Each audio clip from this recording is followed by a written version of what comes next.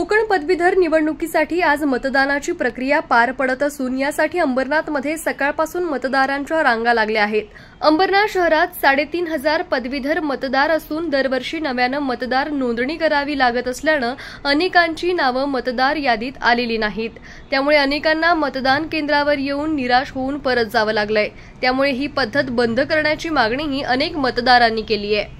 अंबरनाथ शहरातील 3,500 मतदारांसाठी महात्मा गांधी विद्यालय हे एकमेव मतदान केंद्र आहे। अंबरनाथ तहसील कार्यालय आणि अंबरनाथ नगरपालिकेतील कर्मचारी या ठिकाणी मतदान प्रक्रिया सुरळीत पार पाडण्यासाठी कार्यरत आहेत। तर पोलिसांनीही या केंद्रावर चोख बंदोबस्त ठेवलाय। या केंद्रावर सकाळपासून मतदारांनी मतदानासाठी गर्दी केली असून मतदानासाठी रांगा लागल्याचं चित्र पाहायला मिळतंय। त्यामुळे अंबरनाथ शहरातून पदवीधर निवडणुकीत चांगलं मतदान होण्याची शक्यता आहे। एकमत न्यूज, अंबरनाथ। डिजिटल बातमीदारीच्या युगात अल्पावधीतच नावारूपाला आलेल्या आणि लाखो प्रेक्षकांच्या पसंतीस उतरलेल्या एकमत न्यूज चॅनलला इंस्टाग्राम आणि फेसबुकवर फॉलो करा आणि यूट्यूब चॅनलला सबस्क्राईब करा।